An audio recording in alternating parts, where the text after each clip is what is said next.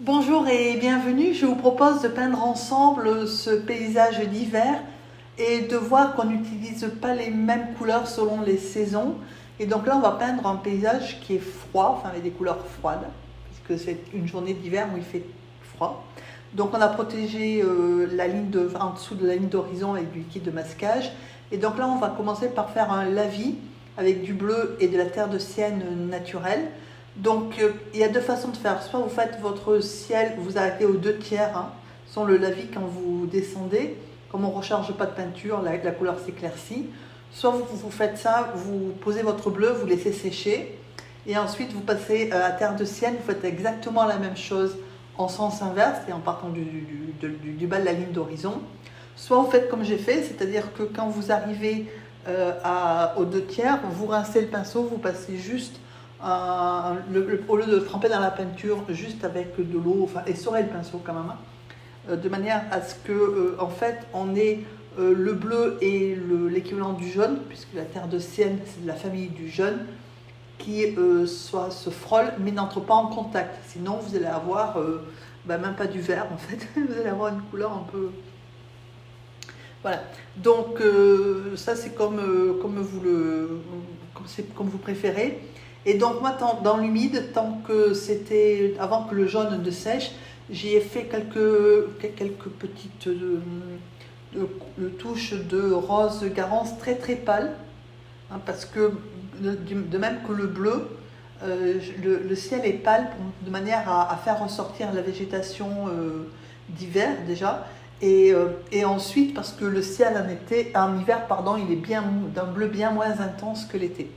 Alors, toujours dans l'humide, avant que donc, le jaune ne sèche, on va faire les arbres qu'on voit à la ligne d'horizon. Donc, c'est du bleu avec du bleu de cobalt avec un peu de rose Garance, donc ça fait du violet. Et vous y mettez une petite pointe de terre de sienne brûlée. Et donc vous donnez de façon très délicate la forme un petit peu arrondi de feuillage. Alors là le timing il est vraiment important. Comment est-ce qu'on sait quand il faut le mettre? Parce que si vous le mettez trop vite, ça va diffuser partout, vous allez avoir du marron qui va aller trop dans le ciel. Si vous attendez trop, ce sera sec et ça ne diffusera pas. En fait, ce qu'il faut faire, c'est que vous partez dans un des angles. Bon, moi, je suis partie à gauche. Et vous mettez une pointe de peinture foncée donc dans cet angle-là et vous regardez. Si ça diffuse modérément, c'est ce qu'on veut là, vous pouvez y aller, c'est-à-dire que le timing est bon. Si vous voyez que la peinture commence à partir très très vite et un petit peu trop loin, ça veut dire qu'il faut attendre. Voilà. Alors l'intérêt de le faire à gauche, c'est que sur un des côtés, c'est que vous pourrez éventuellement le masquer à l'encadrement en fait. Voilà. Puis si vous commencez au milieu, voilà. Alors ensuite, on va attendre que tout ça sèche bien comme il faut. Et moi, j'ai pris un morceau de feuille, donc soit de papier, que vous déchirez de façon irrégulière. Et je mets du marron, donc le marron c'est du bleu de cobalt et de la terre de sienne, de manière à faire une avancée de végétation plus proche. Donc vous voyez qu'en fait, comme à l'arrière-plan c'est beaucoup plus, la couleur est plus pâle, puisqu'on l'a fait avec, tout à l'heure avec des couleurs qui étaient diluées, donc pâles. Alors que celle-ci il est beaucoup moins. Si vous regardez la différence sur la palette, la végétation à l'arrière, je l'ai faite, il en reste sur le godet du haut, vous voyez que c'est très liquide. Alors que là où je suis en train de peindre, si vous regardez le marron, il est quasiment pas liquide. D'ailleurs, je m'en sers pour fluidifier un petit peu ma peinture, pour pas amener d'eau, mais pour varier un petit peu les nuances. Mais la quantité d'eau par rapport à la peinture est importante aussi à gérer, parce que les couleurs n'ont évidemment pas le même rendu quand elles sont bien concentrées, quand elles sont diluées. Alors ensuite, on peint ces arbres, donc ça ne présente pas une difficulté très, très grande, voilà, parce que là, il n'y a pas tellement de jeu de lumière, justement, ils sont à contre-jour. Donc j'ai mis de la terre de sienne brûlée avec du bleu outre-mer, ça nous donne une couleur qui est assez foncée, un marron très très foncé et très intense. Voilà. Celui de droite, je l'ai pour pas qu'il soit exactement pareil et qu'on ait vraiment quelque chose de trop sombre. J'ai ajouté il me restait du bleu céruléen du ciel, donc j'ai ajouté du bleu céruléen au mélange. Voilà, c'est pour ça que la couleur est légèrement différente de l'arbre de gauche. Et voilà, ça vous donne une petite fantaisie qui est facile à faire au niveau du tronc. Et au niveau, alors c'est pas du feuillage, puisque les arbres, l'hiver, il n'y a plus de feuilles, mais si vous regardez, c'est les espèces de petites brindilles là, qui sont donc dépourvues de feuilles. Ça fait quelque chose un peu de gris.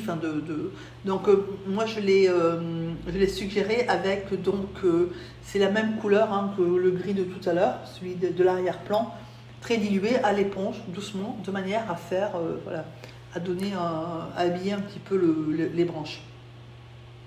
Alors ensuite, on va partir donc on va faire la partie droite, hein, c'est de la neige.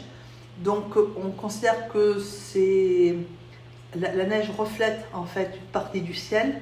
Donc si vous regardez, les couleurs sont très très pâles, hein, c'est-à-dire qu'elles sont très diluées. Donc j'ai ajouté un petit peu de terre de sienne naturelle, puisque c'est le soleil. Alors moi j'ai pas fait, on aurait pu faire le soleil couchant, enfin avec un soleil plus prononcé. Moi j'ai pas souhaité le faire parce que je voulais faire simple. Si j'avais fait le soleil, il fallait le faire traverser à travers les branches, donc c'était faisable. J'avais proposé une vidéo cet été hein, où vous avez justement un arbre et le soleil derrière. Voilà, c'était un peu plus compliqué à gérer. Je trouvais que déjà il y avait pas mal de choses là, donc j'ai pas fait le soleil. Mais par contre, on peut très bien imaginer que le soleil est un peu plus à droite et que donc il se reflète sur la neige. Donc c'est pour ça que je lui ai mis des reflets un petit peu jaunes, un petit peu roses, et puis les zones d'ombre en bleu ou en violet, qui est le rose et le bleu. Alors à gauche, c'est donc des herbes. Donc pour suggérer des herbes, surtout les herbes l'hiver, c'est des couleurs qui sont assez modifiées par rapport à celles de l'été. Si vous avez regardé, donc j'ai mis du violet, j'ai ajouté de la terre de sienne diluée avec de la terre de sienne naturelle, mais vraiment très diluée. C'est pour ça que... Et là, j'ai fait mon marron qui est exactement le même marron que pour l'arbre, et avec peut-être un petit peu plus de terre de sienne brûlée dessus. Et où donc je suggère donc des espèces de touffes d'herbe, voilà, donc, ou de végétation, dont on ne sait pas trop, enfin je veux dire, elles ne sont pas forcément identifiables. Donc on fait pareil à l'arrière-plan. Et une fois que c'est sec, vous faites. Alors, soit vous pouvez retirer le liquide de masquage qu'il y a entre les deux berges, soit vous faites comme j'ai fait, c'est-à-dire vous faites d'abord les deux parties, vous attendez et que ça sèche, et ensuite vous retirez le liquide de masquage de manière à être sûr que les deux, à laisser un espace entre les deux, hein, que les deux ne se collent pas. Voilà. Et alors, ensuite, donc au niveau du liquide de masquage, on a protégé les berges, hein, la neige des berges. On prend, donc c'est exactement le même marron, enfin la même couleur, hein, c'est toujours la même couleur, bleu et terre de sienne, bleu outre-mer et terre de sienne brûlée, où on fait les berges.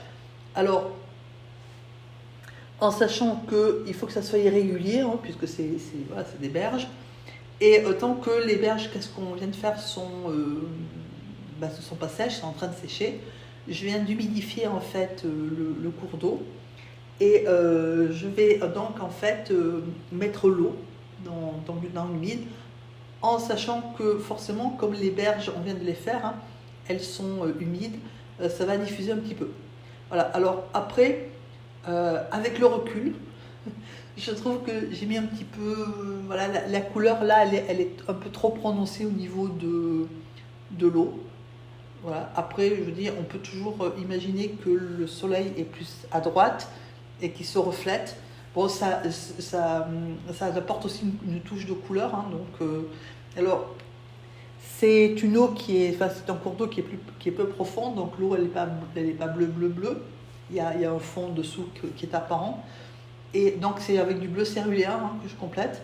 C'est le bleu du ciel en fait, hein.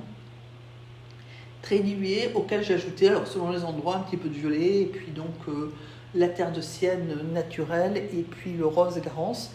Et tant que mon cours d'eau est humide, je prends toujours, c'est toujours la même couleur, hein, puisque Et donc je fais diffuser en fait mes berges, voilà, de manière à ce que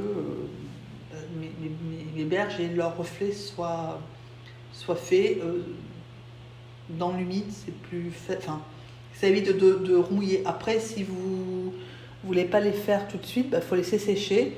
Il faudra juste après rehumidifier la zone avec un pinceau pour diffuser vos couleurs. Voilà. Là, l'intérêt, c'est que ça se diffuse directement dans l'eau de la rivière.